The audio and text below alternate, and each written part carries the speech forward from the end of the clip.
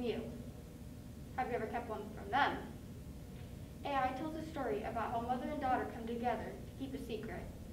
The Secret by AI. You stand so still beside my bed. The pillow raised above my head while I pretend to be asleep. I can barely keep from laughing, but I don't want to stop playing. I'm having so much fun. And I won't betray myself by saying, "Look, Mommy, see? I was only fooling you," as you take a nickel from your robe pocket and lay it under my pillow, whispering, "Willow, do you know how much your mommy loves you?" I know you did, before the incident. That's what Daddy calls it. I think it has something to do with my baby brother Danny, who got taken up to heaven when he was 3 and I was 8. I just remember his bed was empty and you crying beside it at that time. And afterward, Daddy took you to your room where you stayed for a long time with the shades drawn. And the maid dressed me, combed my hair, prepared my meals, and shook her head when she heard your name. One day, I came home from school to find you sitting on a stool in the kitchen, chopping up carrots and celery so you could make your famous stew. I asked, "Where's Ethel?" "She's gone," you answered. And I said I didn't like her anyway. She smelled like wet wool and cabbage. We had dinner like a family that night, but we weren't the way we used to be. Daddy didn't notice, but I did. How you held back your tears. When I heard you crying and went to go help, you'd yell, "Are you spying on me?" I began to stay in my room. Other times when I come home from school, you'd be prowling the halls like a cage lion.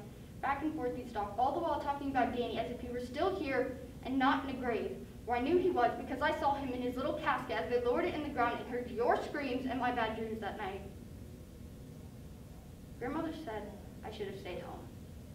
I was too young to go to a funeral. But you said that I needed to learn that life was just dust in the end. Or was that the Reverend and not you? I seem to remember a lot of adults there, and no other children except for cousin Johnny, who's older than me and gets an allowance and never sees his mother scrubbing a floor that isn't dirty because the new maid cleaned it an hour ago before she left. Something's wrong, but I don't know how to tell Daddy.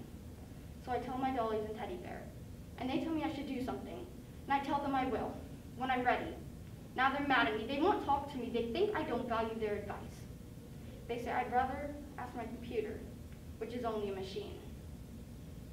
I did log on to a website for teens whose parents had died, but it didn't help.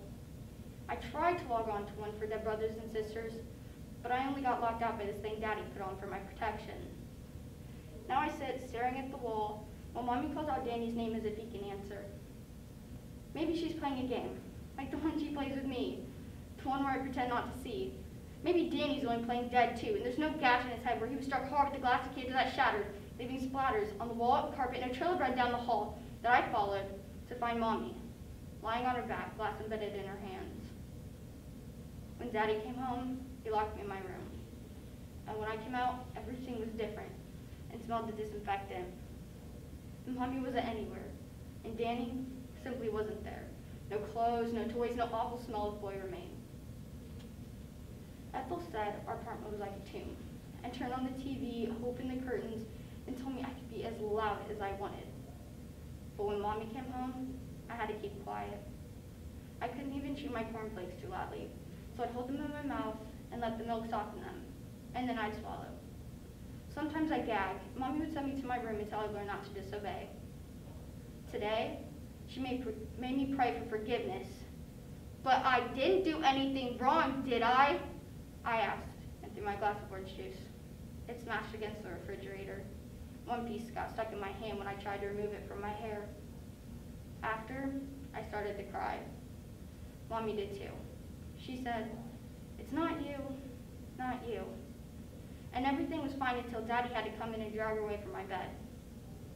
"Your mother's tired," was all he said. The next day, Ethel was gone. Mommy was gone and Ethel was back. And I decided maybe I should pray. So I knelt down in front of my dollies and Teddy and confessed my sin because I was ready. They told me they always knew the truth, and I couldn't keep anything from them. I tried, and I failed.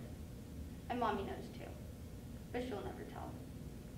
And cross my heart, hope to die, Neither will I.